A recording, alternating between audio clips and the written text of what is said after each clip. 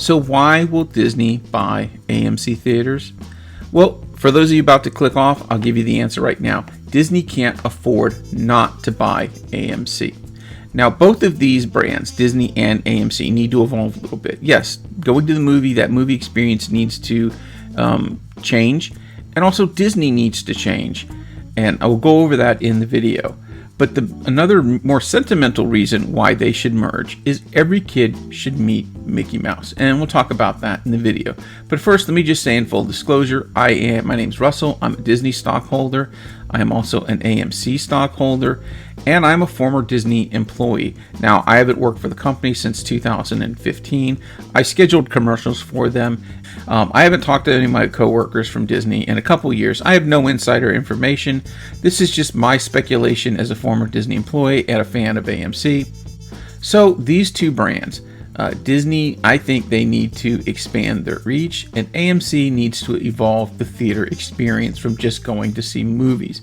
And if they join together, it's going to be an amazing partnership. And I want to talk about another partnership Disney had with Pixar and why Disney bought Pixar. I want to start this story with Michael Eisner, who was the Disney CEO from 1984 to 2005. Now, Eisner was very impressed with the digital computer animated shorts Pixar was making, and they entered a deal with them to make the first computer animated film, which was Toy Story, and it was a huge hit. So Disney and Pixar joined together in another contract to make a series of films, and each of those films was hugely successful. Now, when they negotiated the first contracts, Disney had all the power. They had all the leverage. Pixar had yet to prove themselves. Well, now they had, with hit after hit after hit. And when they went to negotiate a long-term contract, Pixar was asking for a lot. And Michael Eisner thought it was too much. Disney had the right to make Toy Story films without Pixar. In fact, they had made plans to make a Toy Story 3 without Pixar involved. And Steve Jobs was so mad, he was going to leave Disney, period, and go to another studio. Well, Bob Iger, who was the heir apparent to Michael Eisner, he was they were both running the company, simultaneously at this point. And Bob Iger was at a park, and he saw a Disney parade go by, and all the new characters in the parade were from Pixar films. There were no new Disney characters. All the Disney characters were legacy characters because they hadn't had a hit film in so long. And it was in that moment that Bob realized he could not afford to let Pixar go. Disney had to have Pixar because the heart of Disney's business were these characters. It was these stories, and they couldn't afford to let that engine go to another studio, no matter what the price was. So whether it was a good deal or a bad deal, he needed a deal, period. So he went to Steve Jobs and got the deal to keep Pixar at Disney. Now, if you're thinking, well, if this is such a great idea for Disney to own AMC, why didn't they buy AMC before? Why didn't they have movie theaters before? Well, the truth is, movie studios used to have movie theaters. It's just that the government thought this was a monopoly, and they passed something called the Paramount Decree, and they made the movie studios divest their movie theaters. So for a long time, they couldn't own a movie theater, a studio couldn't. But then a couple years ago, a judge ended this, and there was a 2-year waiting period before a movie studio could buy a movie theater. And that 2-year waiting period is now over. So now, legally, Disney could buy AMC theaters. Now, there was a time when movie studios couldn't own a television network, but that law changed as well. And as soon as it did, guess what happened? NBC got Universal, CBS and Paramount merged, and Disney and ABC merged. So this has happened before, where two huge things, the producer of the product and the distributor of the product, end up merging together. Now, Disney has a couple choices if they wanted to get in the theater business.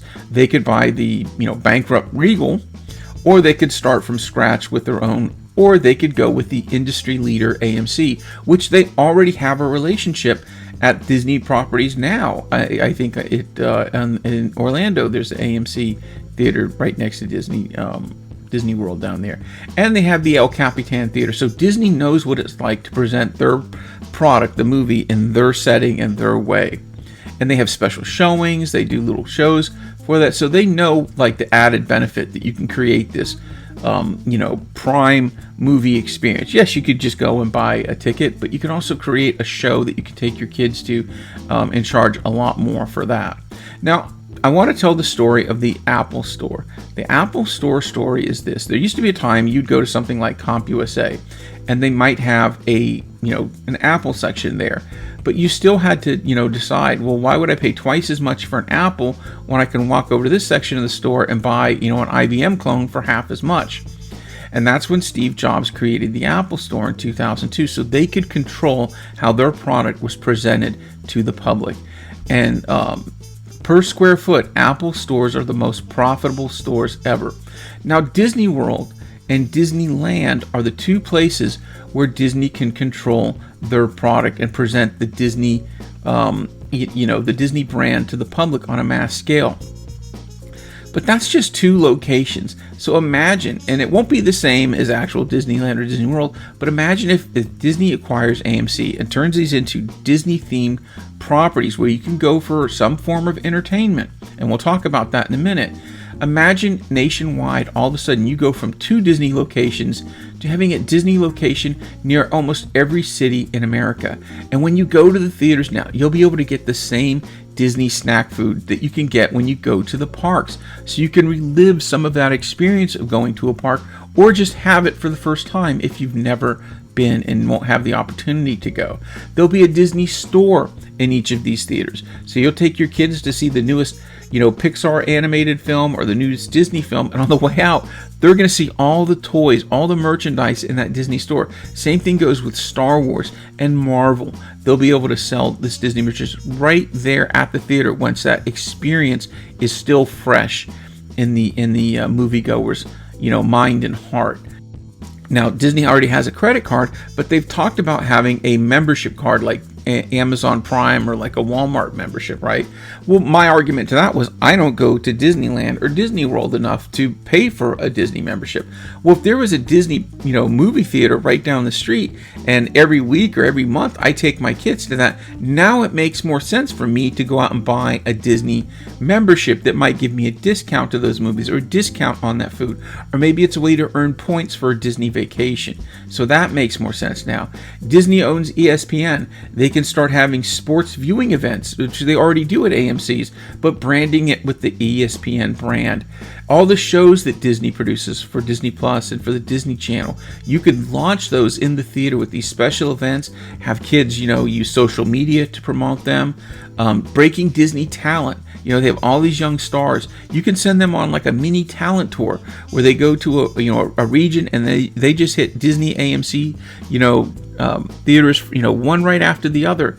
And while they have this captive audience, they say, show up, at 10 o'clock and maybe it takes an hour or so for the talent to arrive. Well, in that hour, you can be showing them, Disney products on the screen, and getting them ready, and you have that captive audience.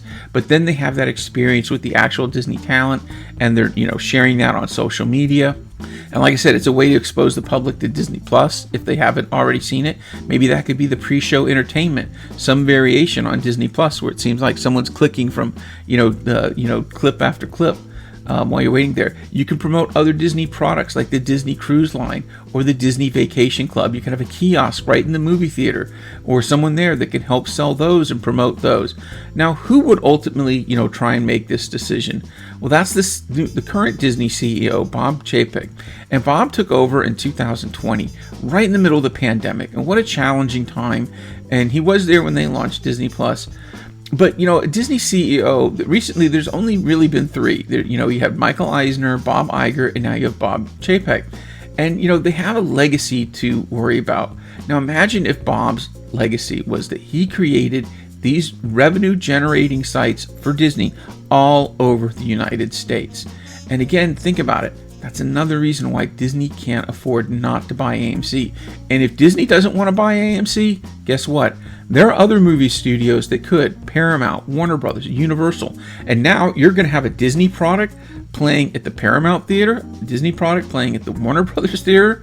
I think they'd rather be a Disney product playing on a Disney theater. Because Disney has 3 movie studios. They have 20th Century Fox, Pixar, and Disney. So they need movie theaters to survive and thrive And if they could be under a Disney banner, then great. Now, Bob, recently has gotten some bad press. They say there's a confidence crisis at Disney. There's layoffs happening, belt tightening. People are talking about mistakes that he's made as CEO. But just imagine, think about it this way. Disneyland and Disneyworld, those are like the meccas, right? You might make a pilgrimage to one of these places once in your life as a kid, unless you live in those locations, right? So think of those, as these huge, places that you make your, pilgrimage to. Well, but then think of the Disney AMC as a church that you could go to every week or every month and get that Disney experience. And imagine if you can create all these places and all these millions of more kids that get exposed to Disney characters and Disney products at an early age and get that one-on-one interaction, especially with Mickey Mouse. These characters could either be there all the time, or they set them up on tours to come in. Like, hey, this month, Mickey's going to be at the AMC theater. Come down, see a movie, and meet Mickey Mouse afterwards. All these events you can do to spread that Disney brand. And if that happens, all of a sudden, all this talk about a Disney nightmare will be over, and you will have a Disney dream. And that will be Bob's legacy of expanding that Disney brand and expanding that Disney experience all across the nation. So that's my case for why Disney can't afford not to buy AMC. Hey, leave your comments below. Tell me what you think. Thanks for watching, and please like and subscribe and share this video with other people.